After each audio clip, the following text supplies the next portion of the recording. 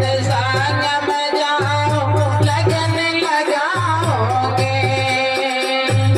गुरु वचन हृदय में भर के मन समझाओगी। मैं तो गुरु मिलन के काज आज सत्संग में जाओगे।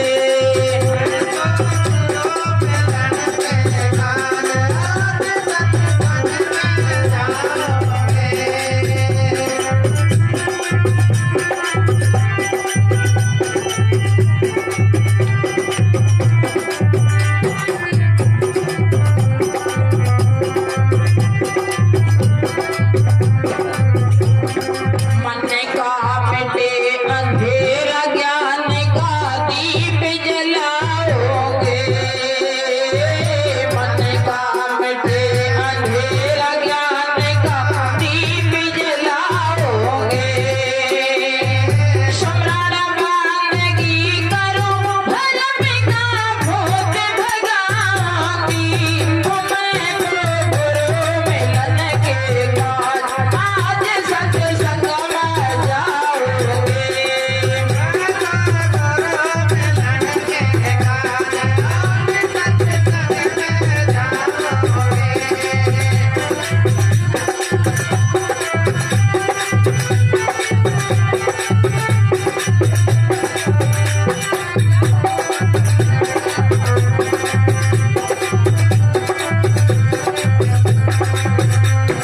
प्रेम शांति हो सत्संग में सुन के आओगे।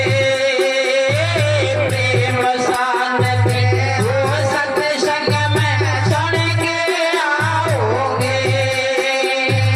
सकल कलेश दूर हो मन के कुछ गम खाओगी। मैं तो गुरु मिलन के काज आज सत्संग में जाओगे।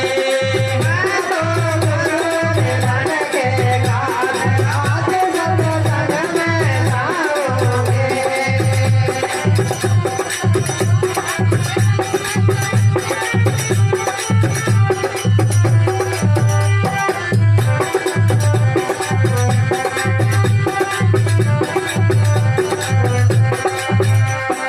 सीता राम मिले सत्संग में दर्शन पाओगे। सीता राम मिले सत्संग में दर्शन पाओगे।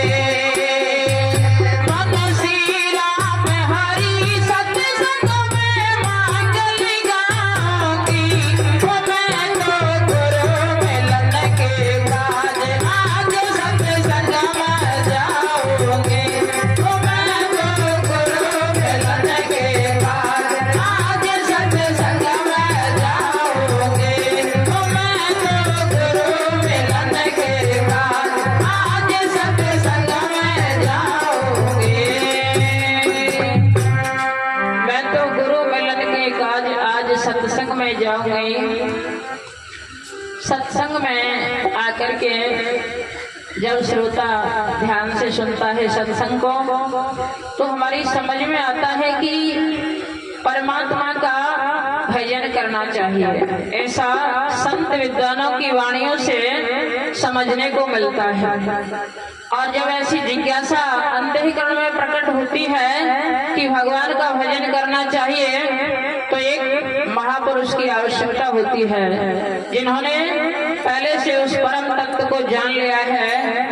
ऐसे महापुरुष की हमारे जीवन में आवश्यकता होती है। तो फिर हम उसकी खोज में निकल जाते हैं। कहाँ ऐसे परम संत मिले हैं जो हमारे जीव को जगाएं, उस परमात्मा के श्री चरणों से जोड़ दें।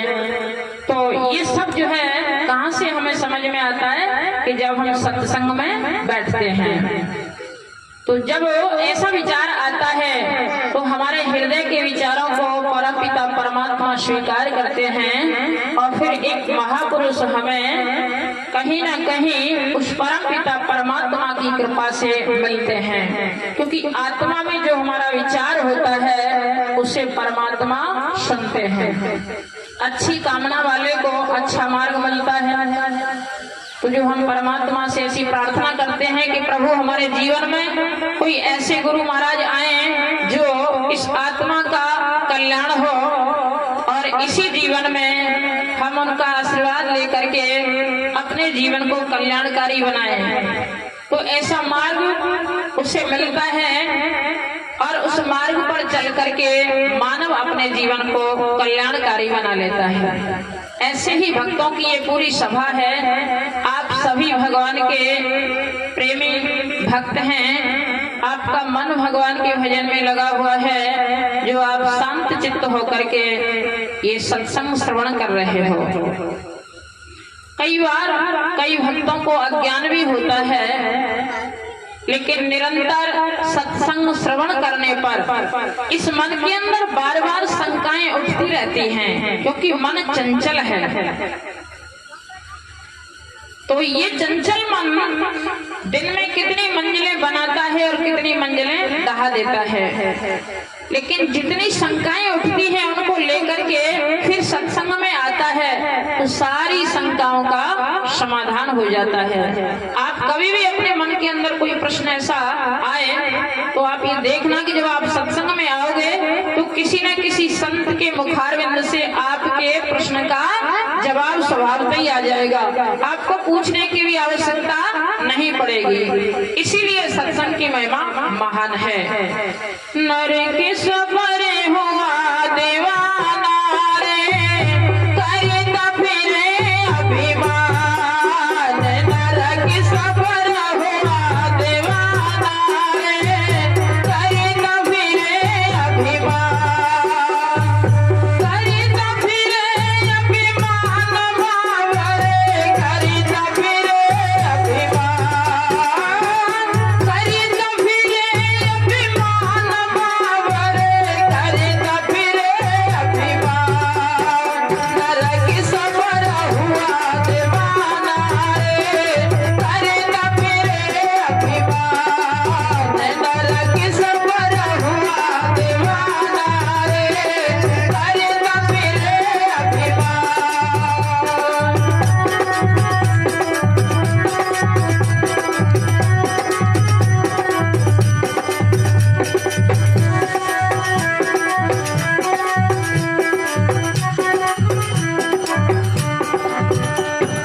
रावण का सदुशासन जैसे बड़े बड़े बलवान।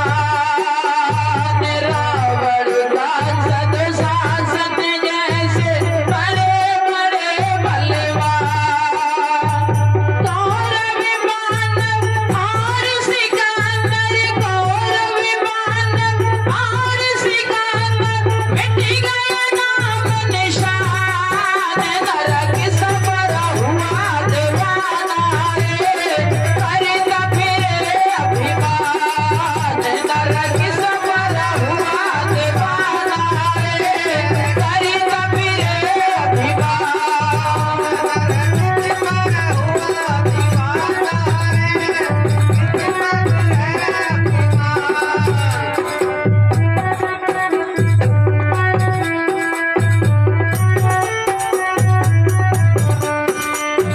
भजन करने को आया जगत में बन बैठा है बान। भजन करने को आया जगत में बन बैठा है बान। झूठी मोछ मरोड़े मूरत, झूठी मोछ मरोड़े मूरत, एक जन्म से मसान। नर की सफर हुआ दीवाना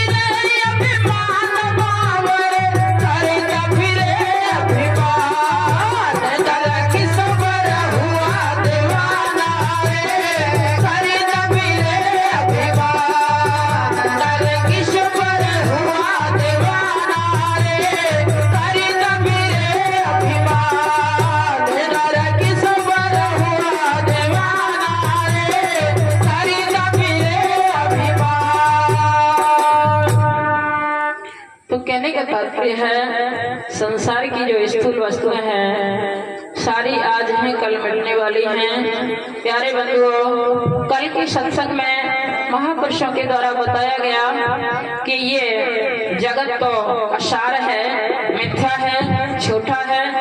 एक परमात्मा ही, परम शक्ति ही एक ऐसी शक्ति है जो सनातन शक्ति है, निरंतर उसकी सत्ता कभी नाश न होने वाली वो सत्ता है परमपिता परमात्मा की। और उसे हृदय से जाना हमने सत्संग के द्वारा, लेकिन जब तक अंतःकरण में मान्यता नहीं आई तब तक निरंतर कर्म बनने वाला नहीं है। इसलिए संतों से हमने जाना और उसके बाद में हृदय में माना।